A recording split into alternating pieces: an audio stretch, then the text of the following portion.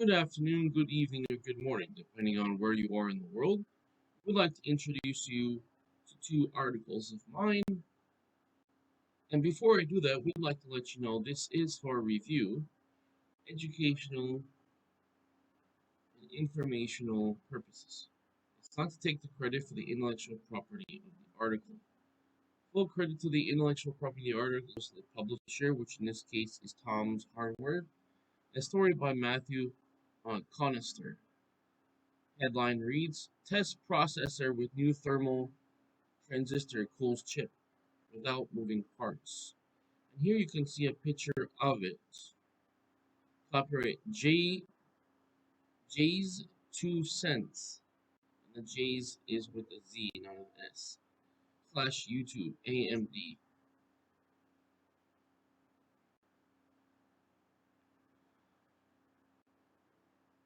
The latest processors are becoming hotter with almost every generation, but a study from the University of California, LA shows that heat channeling thermal transistors might be the solution via IEEE. Although these thermal transistors are just in the experimentation stage, they offer a highly attractive way to remove heat from processors that may pique the interest of companies like AMD and Intel. Today's modern processors, particularly the high-end ones, have an acute issue when it comes to heat. Processors are getting smaller, but power consumption isn't going down nearly as much, and since power becomes heat, it means that heat is being packed into a smaller area. Heat is often concentrated with a specific part of the processor that is a hot spot, even if the average temperature of a CPU is fine. The hot spot temperature may hold it back from performing as well as it could otherwise.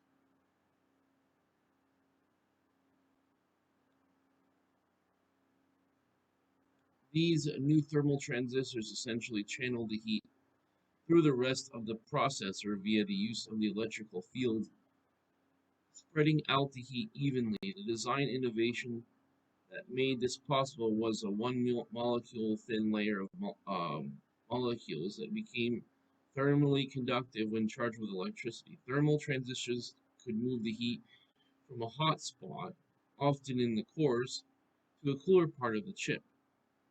Compared to a normal cooling methods, the experimental transistors were 13 times better. And here we see a embedded video, which you'll be able to view upon publishing of the article, but only on Rumble, as YouTube does not allow links in the comments section, even if it does refer back to the original article. So keep that in mind. Now, the advent of density issues can be traced back to Dennard scaling. Dennard scaling has smaller transistors that are more efficient, that meant heat density could never go up. However, Dennard scaling stopped holding up in the mid 2000s, around the time the industry hit the 65 nanometer process node. Ever since, the ratio of power to heat to the area has been increasing gradually. Additionally, a processor designer enhances their frequency boosting algorithms to extract more performance. It becomes more evident now, that is, how hard it is to beat the heat. If thermal transistors make it out of the lab and consumer devices, it might at least stave off the heat density problem, if not solve it outright.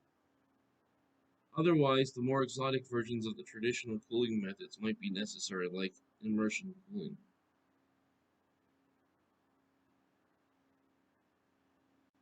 Okay, so what we're going to do is we're going to go to the second article. And before I read the second article, we'd like to let you know this is for review, informational, and educational purposes. It's not to take the credit for the intellectual property of the article. Full credit to the intellectual property of the article goes to the publisher, which in this case is L. Pays, and this is parentheses English. Study by Manuel and Sede, I guess. Headline reads, Ferenc Krausz, winner of Nobel Prize in Physics. Many types of cancer have, quote, a very distinctive infrared light signature. Unquote. And here we see a picture of the person. Labor Instituto Max Planck slash Daniel Gerst. It says Al plays. Ferenc Krausz is the winner of Nobel Prize in Physics. Many types of cancer have a very distinct infrared light signature. You can see the man with his lab. Now to the rest of the article. Like astronaut Neil Armstrong when he set his left foot on the moon, the physicist Ferenc Krausz was the first person to peer into an unknown world, the realm of electrons, the elusive particles that act as glue for all known matter. In the early hours of September 2001, around 5 a.m., Krauss' team managed to produce ultra-short laser light pulse of 650 attoseconds, or an attosecond is a billionth of a second. For the first time, humanity has achieved a flash of light so fleeting that it produced a photograph, and they have that in quotes, of the movement of electrons, but the physicist did not have time to savor his own success. But when I came back to my office and opened my computer, I saw these terrible images about the World Trade Center being destroyed by these terrorist attacks, unquote. He recalls in a video conference, via a video conference. The Hungarian scientist born in the wine-growing town of Mor, it's M-O-R, I'm not sure if I pronounced that correctly, but that's my approximate pronunciation. Mor, 61 years ago, has won this year's Nobel Prize in Physics. Krauss is one of the 4 directors of the prestigious Max Planck Institute of Quantum Optics in Garching, Germany. There, his team is searching for applications of their attosecond camera. In February, after winning the BBVA Foundation's Frontier Award, he predicted the first real-world application will be detecting cancer in such early stages that will be easy to cure. Question: how do you intend to detect cancer so early? Answer: attosecond technologies were created to capture the movement of electrons on the scale, but in parallel, it's also turned out to be very useful for capturing another phenomenon, which is oscillations of the electric field of light. Basically, we can take a short pulse of infrared light and focus it on human blood tissue, rather blood plasma, because the cells have been removed. Only molecules remain. It's not even red because red blood cells have been removed first. It has a yellowish color and contains hundreds of thousands of different molecules. In medicine, it is known that a healthy organism, the concentration of these molecules falls with very narrow range. Some of these molecules are already used in routine laboratory analysis that measure their concentration and compare it with the reference ranges in healthy people. This is very useful but fails to provide a complete picture complete picture of your health status. Many diseases do not have a biomarker, or at least not it has not been discovered. Question: not yet. That is why there's a gigantic biomarker research industry. Pharmaceutical companies spend billions of euros each year searching for new biomarkers that are supposed to be sensitive to diseases, so this can be recognized as soon as possible and cured, or to be able to be stopped them from progressing at least. A typical example is cancer. You want to detect it as early as possible because then you have a better chance of curing it. There's an enormous pressure to find some biomarkers that allow early diagnosis, but this is like looking for a needle in a haystack. Let's look at the example of an existing biomarker, prostate-specific antigen, or PSA, which is used to detect prostate cancer. Its concentration also increases a lot with simple inflammation of your body, which shows this is a problematic matter. So we have chosen a different or a completely different approach. We do not want to select individual molecules, but rather we are looking for a method that can address all molecules. It is like a musician who hits a tuning fork to tune his instrument. We take Short pulses of infrared light which we play the role of a mallet. The molecule is then the tuning fork. We hit it very briefly as it starts to vibrate. The excited molecule does not generate sound waves, but infrared lights, and the frequency of these infrared waves is specific to each molecule. That's the idea. We obtain blood samples from healthy people from patients with a certain disease, for example, lung cancer. We measure and try to find out if the lung cancer creates a specific pattern in this in this infrared electric field fingerprint of the blood sample, and the answer is yes. And here we see a picture of this. Looks like all the researchers there. Copyright Anna Sleggy, that's EFE, physicist Ferenc Krausz, posting with his colleagues in Munich after being awarded the Nobel Prize in Physics on October 3.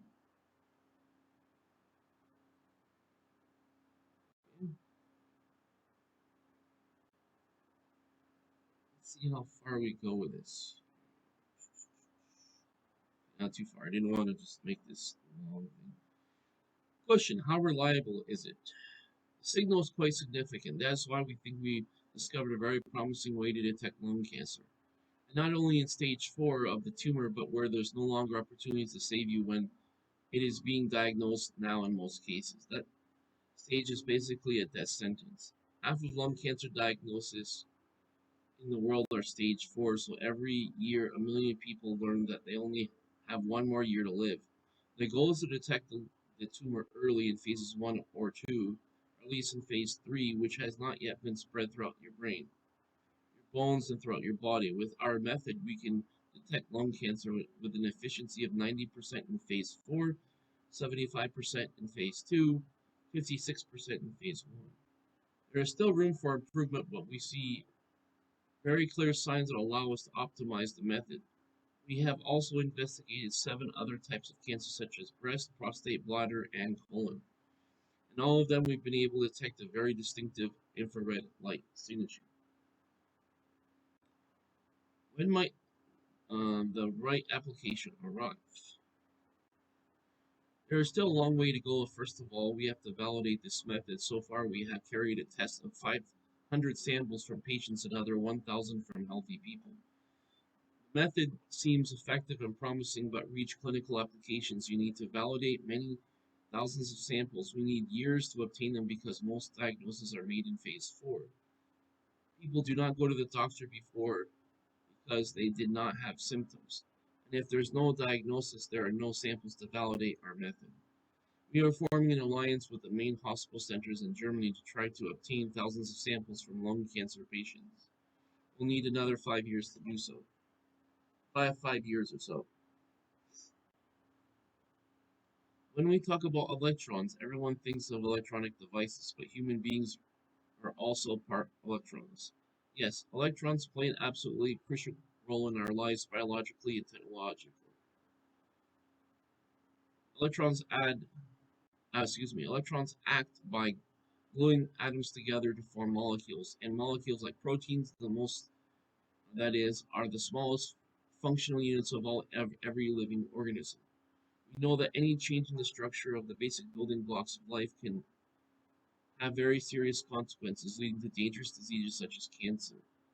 These changes in structure almost always involve the movement of electrons. For a long time, the chemists believed that femtoseconds, is billionths of a second, are 1,000 times longer than an attosecond, or the fastest of the relevant time scale for molecules. On that scale, other people did pioneer experiments such as Ami Zawali, who won the 1999 Nobel Prize in Chemistry, for creating the field of femtochemistry. People believe that the faster timescales were not relevant, but has changed. We know that the movement of electrons on the ultrafast scale of attoseconds can predetermine the reactions that will occur next, and chemical bonds will be broken or transferred and give us a new structure. This is how the field of attochemistry has emerged. Do you think there will be technological applications? We know that we depend on devices we use every day, like laptops, thanks to which we are having this conversation. The speed at which we turn electrical current on and off has been stagnant for almost 2 decades. The speed is about 10 gigahertz. This is 10 billion times per second, which can switch on and off the electrical current in our contemporary chips integrated in our mobile phones and computers. This is enormous power, but there is a constant demand for more capacity to run over faster. Calculations, for example, occurring semiconductors are unable to predict phenomenon as complex as earthquakes. Obviously, there is a need to increase power. How? And it concludes with the explanation that there are two possibilities to achieve this. One is to achieve greater miniaturization to be able to integrate even more switching units, transitions, that is transistors within the same volume. But this possibility is reaching its limits because we are already reaching nanocircuits in range of 10 nanometers. It's not far from atomic dimensions. It's hard to imagine how a single atom can form a transistor. The only dimension left is the fourth dimension, time. We have used attosecond technology to explore the potential is available in this way. Last year, we had published that under laboratory conditions, we can turn current on and off with the electrical field, or the electric field of visible light, which oscillates up and down about 100,000 times per second than the microwaves that turn current on and off in today's electronics. So we have room for improvement by a factor of 100,000, which is, I think, substantial. Okay, see? Now,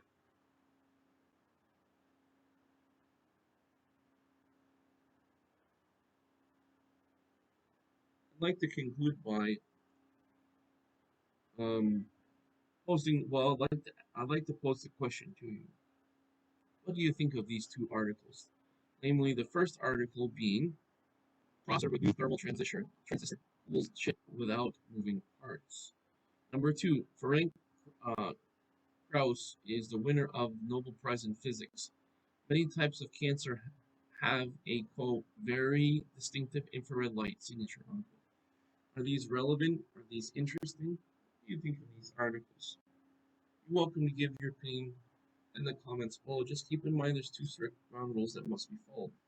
Number one, no derogatory language, as we're trying to keep this civil and productive. Number two, no threatening language. When I say threatening language, I'm referring to threats of physical violence. I'm not referring to, factual statements like if you combine two hydrogen atoms with one oxygen atom, you get water. If you mix coffee with chocolate, you get mocha. No, it's whatever temperature outside. You get the idea of what I'm saying. So, if any one of those is violated, then I will ban the user in the comments section. With that said, we'd like to thank you for taking the time to watch this video, as you could be doing something else. I do appreciate that. What I'd like you to do is to please click like or thumbs up on the video. That way you'll be pushing the algorithm, more people will be able to view it and see it and benefit from being informed about the news. If you haven't already, please click the subscription. Please click the subscribe button on the channel. That way you'll have access to all the content on this channel. Also, if you haven't already, please click the bell button. That way you'll be notified of all my future videos. We'd like to sincerely thank you for taking the time to watch this video. I do appreciate it. I do wish you a great day wherever you are in the world. Take care, and I'll talk to you next time.